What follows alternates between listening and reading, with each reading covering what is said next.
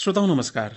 आज के अतिथि कार्यक्रम में हम आपकी मुलाकात विशेष लोगों से कराते हैं जिन्होंने अपने जीवन में कुछ विशेष सोचा है और कुछ विशेष कार्य किए हैं।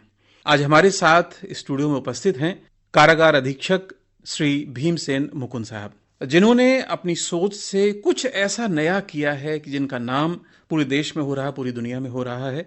और सबसे बड़ी बात है कि माननीय प्रधानमंत्री श्री नरेंद्र मोदी जी ने अपने मन की बात कार्यक्रम में उनका जिक्र किया है, उनके कार्यों की सराहना की है।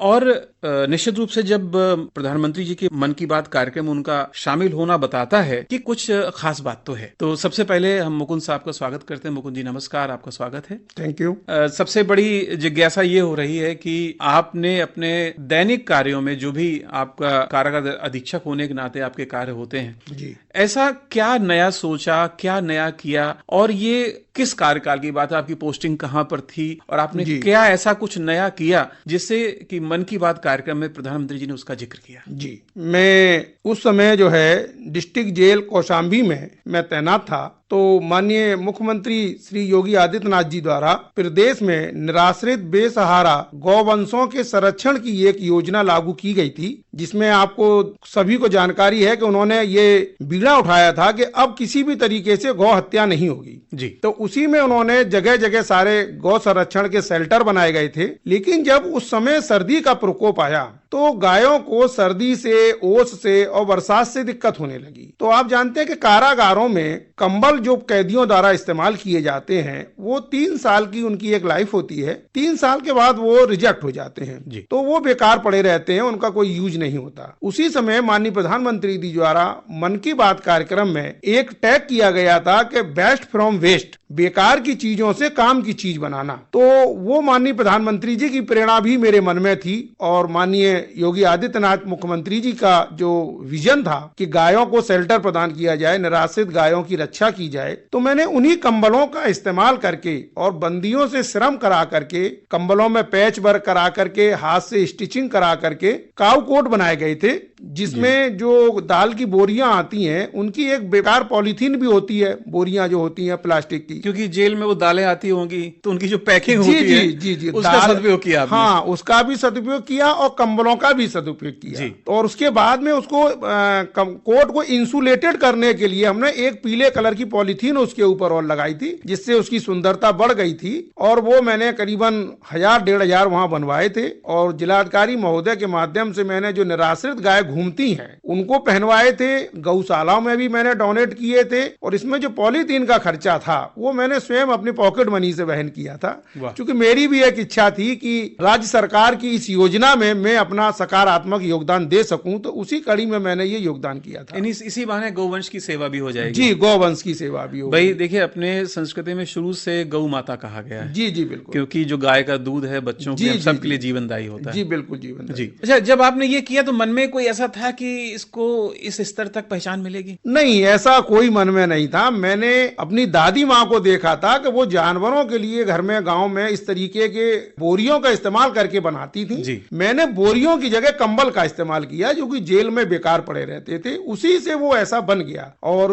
माननीय प्रधानमंत्री जी द्वारा उसको कैसे पिकअप किया, पीएमओ द्वारा कैसे लिया गया, मैं खुद नहीं जानता। लेकिन 72वें एपिसोड में दिनांक 27/12/20 को माननीय प्रधानमंत्री जी द्वारा मेरे उस कार्य की सराहना की गई। इसके बाद से मुझे बहुत ज्यादा प्रेरणा मिली, प्रोत्साहन मिला। खैर, ख्याति तो मिली ही मिली जी, उसके साथ साथ प्रेरणा बहुत अच्छी मिली। यानी जो दादी जी से आपके बचपन में जो संस्कार मिले थे जी, वो कहीं ना कहीं बड़े होकर उनका कई गुना अधिक आपको परिणाम मिला। जी बिल्कुल बिल्कुल। मेरी दादी तो इस तरीके के छोटे बकरी हो, गाय हो, उनकी बड़ी सेवा करती थी वो जी। और हमने भी बचपन में सब दूध उन्हीं का पिया है जी। हाँ। हम भी कहीं ना कहीं गौ माता के दूध से ही पले बड़े हुए हैं, तो हमारे मन में भी कहीं वो सेवा का भाव था। और वर्दी की नौकरी में कहीं ऐसी सेवा करने का मौका तो मिलता नहीं, तो एक मौका मेरे हाथ आया था तो मैंने उसी में जो है वो सेवा भाव से उसका काम किया, ये सोच करके कि सरकार का जो गौवंश संरक्षण की योजना है उसमें अपना योगदान कैसे किया जा सके जी। डिपार्टमेंट में रहते हुए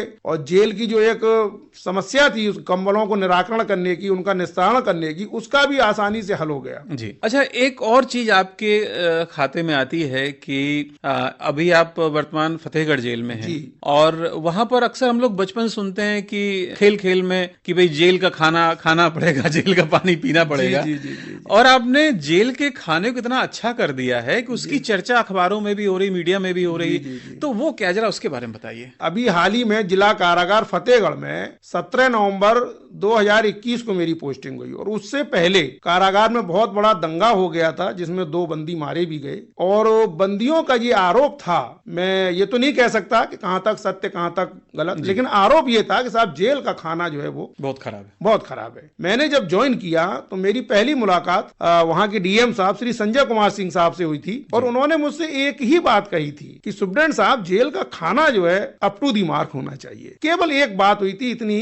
मैंने कहा साहब मुझे 2-3 महीने का वक्त दीजिए, मैं समझ लूं यहाँ जिले को, समस्या फिर क्या मैं है? आपको दिखाता हूँ। तो मैंने सबसे पहले यही देखा कि आखिर समस्या है कहाँ पर। तो कुछ समस्याएं थी, यानी आपने ईमानदारी से प्रयास किया। हाँ, कुछ समस्याएं थी और मैंने फिर उस भोजन की जो छोटी छोटी कमियां थी, एक तरीके से वहां हाइजीनिक पॉइंट ऑफ व्यू से थोड़ी दिक्कत थी जी। तो उनकी साफ सफाई से करवाना और रोटी कैसे बनती है, मैंने उसके लिए भी बड़ी उससे विचार किया। और रोटी के बनाने में और जो रोटी की क्वालिटी है घर जैसी करने में मेरा बहुत बड़ा सहयोग मेरी पत्नी ने भी किया, श्रीमती कल्पना मुकुंद ने। उन्होंने मुझे बताया कि रोटी आप इस तरह बनवाइए। 2-3 छोटी छोटी कमियां थी, जैसे जेलों में आटे को छाना नहीं जाता था, मैंने आटे को छनवाना शुरू किया तो जो भूसी होती थी वो निकलने लगी अलग से, वो भी गौशाला में जाने लगी। उधर गायों का फायदा हो उधर गायों का फायदा हुआ। सेंट्रल जेल फतेहगढ़ में गौशाला है तो मैं वहां भिजवा देता था उसको, तो वहां भी गौ सेवा होने लगी और आटा जो है वो अच्छा हो गया तो रोटी अच्छी बनने लगी। कुछ मशीनें भी गवर्नमेंट ने हमें प्रोवाइड कराई थी जो ऑटोमेटिक रोटी बनती है जी। आज की डेट में अधिकांश जेलों में रोटी मेकर लगे हुए हैं ऑटोमेटिक, उससे रोटियां बहुत अच्छी बन जाती हैं। हमने मैनुअल भी प्रयास किए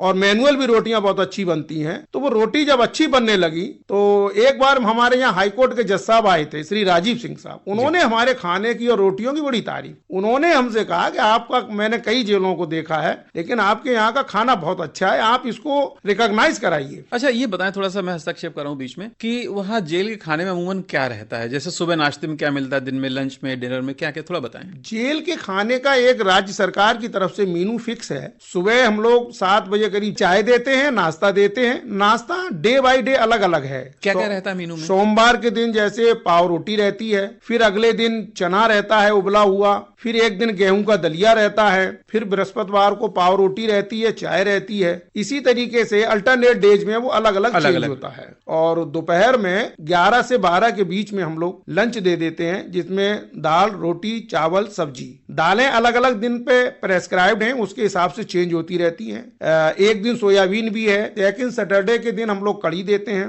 और संडे के दिन 3 संडे में विशेष भोजन दिया जाता है जिसमें सूजी का हलवा है, पूड़ी है, सब्जी है। ये विशेष भोजन में संडे के दिन दिया जाता है 3 संडे को। शाम का खाना भी इसी तरीके से 4:30 साढ़े 5 से लेकर 6 बजे तक वितरित कर देते हैं जी। दोपहर में एक चाय और बिस्कुट रहते हैं 4 ग्लूकोज के जी। वो एक दोपहर की चाय का है। शाम के डिनर में भी लंच की ही तरीके से दाल अलग होती है, बाकी दाल, सब्जी, रोटी। और ये ऑप्शनल है, आप चावल लेना चाहें तो दाल चावल सब्जी ले सकते हैं, रोटी न लें। आप रोटी लेना चाहते हैं तो रोटी और सब्जी और दाल ले सकते हैं। मिक्स लेना चाहते हैं तो मिक्स डाइट भी ले सकते हैं, रोटी चावल दाल सब्जी सब मिल जाएगा। मिक्स भी ले सकते हैं, जिसकी जैसी इच्छा हो। जैसी इच्छा। थोड़ा चावल ले लिया आपने, 2 रोटी कम ले ली, 4 रोटी ले ली जी। या 6 रोटी ले ली, जैसी जिसकी भूख है वो ले लेता है। भरपेट भोजन मिलता है। भरपेट भोजन मिलता है, खाने की कोई कमी नहीं जी। तो इसमें जो आपने गुणवत्ता सुधारनी शुरू की, एक तो आपने रोटियों की क्वालिटी ठीक कर दी और दाल सब्जी को कैसे? दाल सब्जी की भी हमारे यहाँ सारी चीजें मशीन लगी हुई हैं। आलू धोने तक की मशीन है, पोटैटो पिलर है, सब्जी काटने की भी मशीनें लगी हुई हैं। अरे वाह। हाँ, और चावल के लिए भी बहुत बड़ा कुकर है जिसमें स्टीम चावल तैयार किया जाता है जैसा कि होटलों में होता है जी। और जब हमारे खाने का स्तर बहुत अच्छा हो गया तो हमने फिर वहाँ जो फतेहगढ़ में एक फूड सेफ्टी के मैनेजमेंट वाले जो ऑफिसर होते हैं, खाद्य सुरक्षा अधिकारी, उनसे संपर्क किया। हमने पहले लोकल लेवल पर उनसे ऑडिट कराया। हमने कहा आप खाद्य सुरक्षा अधिकारी हैं, हमारे यहाँ का खाना देखिए। जब उन्होंने खाना देखा तो उन्होंने बड़ी तारीफ की। उन्होंने कहा सुप्रीटेंडेंट साहब आप इसको, अभी ईट राइट कैंपस चल रहा है FSSAI का, आप उसमें अप्लाई कर दीजिए। तो हमने सबसे पहले जो है वो FSSAI का लाइसेंस लिया, हमको लाइसेंस मिल गया ऑडिट होने के बाद। और जो भी हम कच्चा रसद सामग्री लेते हैं हम उसी वेंडर से लेते हैं जो FSSAI का लाइसेंस होल्डर है। हम लोकली इस तरीके से नहीं लेते कि कहीं से भी ले लिया जाए जी, जो एक मानक है उसके मानक के अनुसार। जो सप्लायर है वो भी हमारा FSSAI का लाइसेंस होल्डर है। इसके बाद जब हमारा खाना बहुत अच्छा बनने लगा, अखबार और भी निकलने लगा, तो फिर हमने FSSAI में इसका ऑडिट के लिए अप्लाई कर दिया कि हमारी जेल का आप ऑडिट कर लीजिए। जबकि ऑडिट करने के लिए कोई बहुत जल्दी कदम नहीं उठाता, तैयार नहीं होता क्योंकि वो थर्ड पार्टी ऑडिट होता है। जी जी जी। हमने वो ऑडिट कराया, तो इसके लिए पहले इंटरनल ऑडिट हुए जो लोकल वहां के FSO ने किए थे, जिसमें ब्रिजेंद्र सिंह जी हैं एक, उन्होंने बड़ा सहयोग किया सारी चीजों को कोऑर्डिनेट करने में, क्योंकि हमारे लिए वो नई चीज थी जी। उत्तर प्रदेश में किसी जेल में इस तरीके का काम पहले हुआ नहीं था, पहली बार हो रहा था। तो उन्होंने बड़ा हमें कोऑर्डिनेट किया। तो वहां जब दिल्ली से FSSAI के द्वारा इंदौर की एक टीम को नियुक्त किया गया कि ये आपका ऑडिट करेगी, क्योंकि इंदौर बहुत साफ स्वच्छ शहर में गिना जाता है, वहां से पहले पायदान पर है। तो वो वहां से 2 डॉक्टर लोग जो है वो ऑडिट करने आए थे। जब उन्होंने ऑडिट किया और उन्होंने अपनी एक रिपोर्ट जो है वो सबमिट की थी, हम वहां भी नहीं आश्वस्त थे कि हमारी 5 स्टार रेटिंग होगी। हम ये तो जानते थे कि हमें रेटिंग मिलेगी जी। 3 स्टार तक की हमें उम्मीद थी कि 3 स्टार रेटिंग तो अवश्य मिलेगी, जिस तरीके का हमारा काम था। लेकिन जब रिजल्ट आया तो वो 5 स्टार रेटिंग आया। 5 स्टार रेटिंग रिजल्ट आया तो बहुत तारीफ हुई और बहुत अच्छे तरीके से मीडिया में, प्रिंट मीडिया में, न्यूज मीडिया में बहुत अच्छी तरीके से उसको कवरेज मिली। यानी जेल का खाना 5 स्टार रेटिंग अपने आप में ये एक चौंकाने वाली बात है। जी जी जी। और इसका पूरा श्रेय आपको जाता है, आपकी सोच को जाता है जी। इसके बाद हमारे विभाग ने पूरे एक शासनादेश लागू कर दिया है कि सभी उत्तर प्रदेश की जेलों का भोजन up to the mark as a district jail Fatehgarh. क्या बात, ये लिख करके एक शासनादेश कर दिया है कि सारी जेलों का भोजन वो फतेहगढ़ डिस्ट्रिक्ट जेल के मानक के अनुरूप किया जाए। और अगर इसमें कहीं किसी को कोई दिक्कत है तो मिस्टर मुकुंद से संपर्क कर लिया कैसे इतना कैसे इस तरीके का स्तर किया जाए। ये बहुत बड़ी बात है। और ये फिर मैं वहीं चलूंगा अपनी जड़ों की ओर, go to back to Vedas, जैसे हम लोग बात करते हैं पुरानी बातों से, जो आपने दादी माँ से सीखा, अपनी माता जी सीखा, और इसमें पूरा सहयोग आपकी धर्मपत्नी जी का है। जी, भोजन व्यवस्था में पूरा सहयोग मेरी धर्मपत्नी जी का है उसको सुधारने में, क्योंकि हम लोग तो भोजन बनाना आदमी उतना अच्छे से नहीं जानता, लेकिन वहां से जो सहयोग मिला, तरीका बताया गया कि इस तरह करिए। अच्छा, क्या जो खाना कैदियों के लिए बनता है जी, आप भी उसे कभी बीच में खाते चखते हैं? डेली हम खाते हैं। पहले डेली खाना जो है एक अधिकारी चेक करता है, मैं भी करता हूँ, और एक रजिस्टर में मेंटेन किया जाता है कि ये भोजन बना है, स्वादिष्ट है, उत्कृष्ट है, उत्तम है या एवरेजन है जी। और उसकी बाकायदा वो होती है। और डेली हम लोग जब खाना बनाने के लिए बंदी जो वहां जाते हैं उनकी मेडिकली स्क्रीनिंग होती है कि कोई बीमारी तो नहीं है, जुकाम खांसी तो नहीं है, किसी के नाखून तो नहीं बड़े हुए हैं, या कोई अपने आप को अनिजी तो फील नहीं कर रहा है। जो आदमी मन से काम नहीं करेगा तो वो फिर उस काम का उतना आउटपुट अच्छा नहीं दे सकता। जी हाँ, क्योंकि भावनाओं का भी ख्याल रखना जरूरी है, और भावनाओं के अनुरूप भी भोजन बनता है। ये बात बिल्कुल सही है। जब तक आदमी का भाव नहीं होता जी, तब तक सेवा तो हो ही नहीं सकती। ये बहुत बड़ी बात है, पहले भाव होगा फिर सेवा होगी जी। अच्छा, अभी जब मन की बात कार्यक्रम में प्रधानमंत्री जी ने जिक्र किया, आपके कार्यों की प्रशंसा की, उस समय आपके मन में भाव उठे होंगे। और अभी जब 100वें एपिसोड के समय आपको दिल्ली बुलाया गया और एक विशेष कार्यक्रम में आप वहां सम्मिलित हुए, कैसा अनुभव रहा? नहीं, बहुत अच्छा अनुभव था। उनका जो आतिथ्य था उसकी तो मेरे पास शब्द नहीं है कि मैं क्या तारीफ करूं। हम लोगों को उन्होंने पूरा 1 हफ्ते का प्रोग्राम था, 4-5 दिन अशोका होटल में ठहराया गया। मतलब हॉस्पिटैलिटी तो उनकी इतनी काबिले तारीफ थी कि उसके लिए कोई शब्द नहीं है। जो लोग हमारे साथ थे बड़े ही सहयोगात्मक तरीके से सब जगह। और जब वहाँ मैं मन की बात में गया तो एक चीज़ मेरे मन में बहुत अच्छे से आई कि अब कुछ और भी किया जाए जी।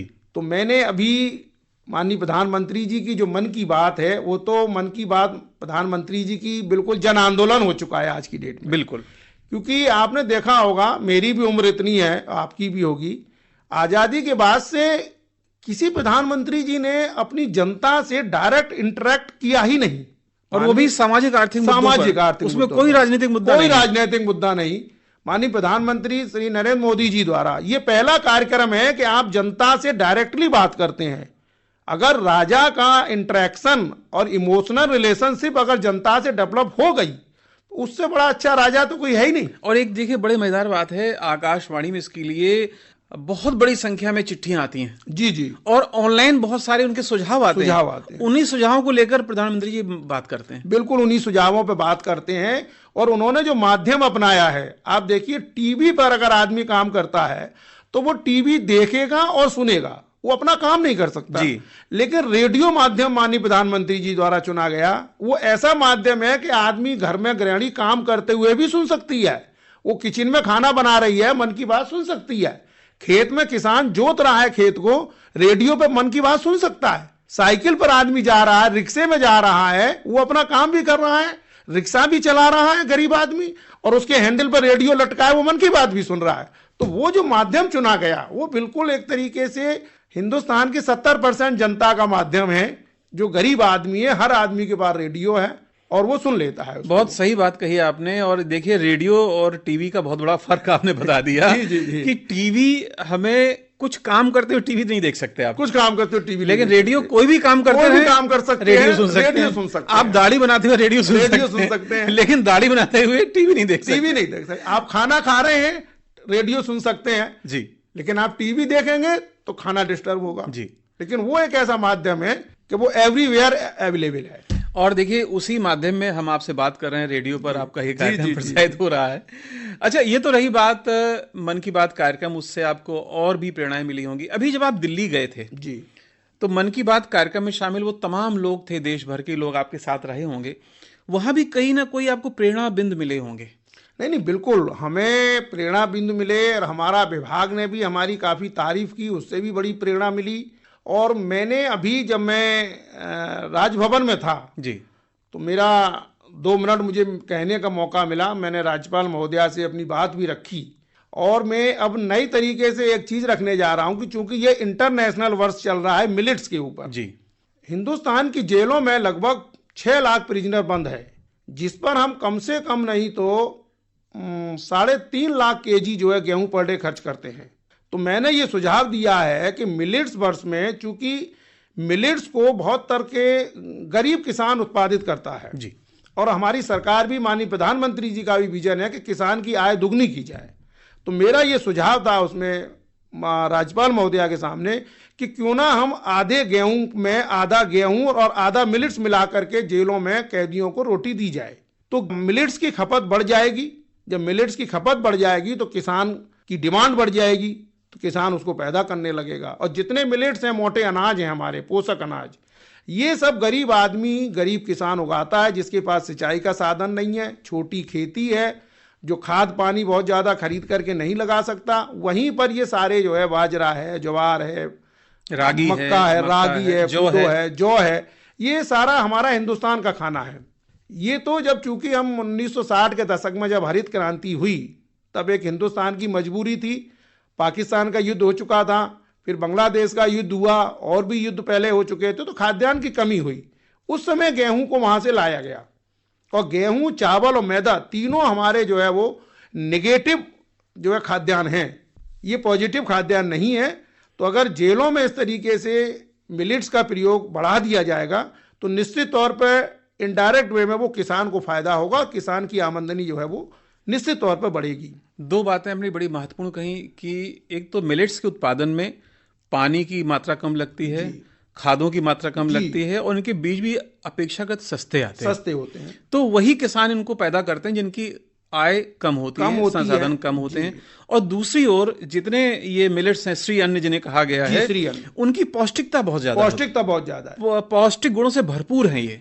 और जब ये गेहूं मिलाकर किए जाएंगे तो हमारे कैदी उनका स्वास्थ्य ठीक रहेगा, और किसानों की आमदनी बढ़ जाएगी, क्योंकि ये इतनी जेलें ऐसे के बिंद हो जाएंगे जहां पर ऑटोमेटिकली सप्लाई बढ़ जाएगी। जी बढ़ जाएगी।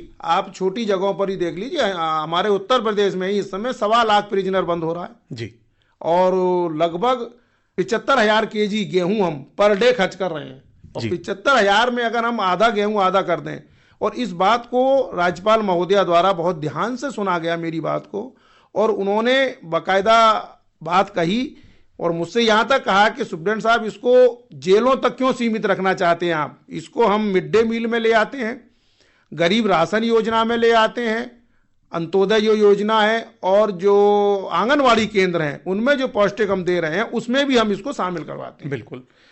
ये जो आपके मन में एक विचार आया, इसका बहुत बड़े पैमाने पर इसका सदुपयोग किया जा सकता है। जी जी अच्छा, जेलों में जो कैदी रहते हैं और वहाँ पर दुर्दांत कैदी भी रहते होंगे, कैदों को यानी कारागार को बंदी सुधार गृह भी कहा जाता है। जी जी जी जी। वहां पर ये प्रयास किया जाता है कि हम बंदियों की आदतों में सुधार कर सकें और वो मन में प्रायश्चित करें कि हम अपराध से दूर रहेंगे। तो इस दिशा में आप कुछ सोच रहे हैं, कुछ क्रियान्वित कर रहे हैं? देखिए, मेरा ये मानना है कि कोई भी व्यक्ति जो है कभी भी अपराधी पैदा नहीं होता। किसी की सामाजिक कुछ परिस्थितियां होती हैं, किसी की कुछ आर्थिक परिस्थितियां होती हैं, कुछ ऐसी चीजें हैं जिनकी वजह से, कुछ परिस्थितियों की वजह से आदमी अपराध की ओर बढ़ता है। और मेरा ये मानना है कि इसमें आदमी के पास काम ना होना ये एक बहुत बड़ी मजबूरी है उसका गलत कामों की तरफ अग्रसर होने में। तो अभी फिलहाल में राज्य सरकार द्वारा एमएसएमई से बहुत बड़ा एमओयू साइन किया गया है, जिसके अंतर्गत सभी जेलों में 30% कैदियों को एमएसएमई के अंतर्गत कौशल विकास से जो है उनको ट्रेन किया जाना है जी। और राज्य सरकार इस पर बहुत बड़ा पैसा खर्च कर रही है और काम जेलों में स्टार्ट हो गया है। हमारे वर्तमान DG sir Shri S N Sawant ji द्वारा अभी हम लोगों को एक टारगेट दिया गया है कि 1 जेल 1 प्रोडक्ट, जिस तरह राज्य सरकार की द्वारा जो है ओडीओपी योजना लागू की गई है, 1 डिस्ट्रिक्ट 1 प्रोडक्ट, इसी की तर्ज पर हमारे वर्तमान DG sir Shri S N Sawant ji द्वारा 1 जेल 1 प्रोडक्ट जो है लागू किया गया है। बहुत अच्छी योजना है। हाँ, और हर जेल में कोई ना कोई प्रोडक्ट हम लोग बनाने जा रहे हैं। डिस्ट्रिक्ट जेल फतेहगढ़ में अभी हम एलईडी बल्ब बना रहे हैं। अरे वाह, अभी मैंने नया ये शुरू कराया है और हम सारा एलईडी बल्ब बना रहे हैं।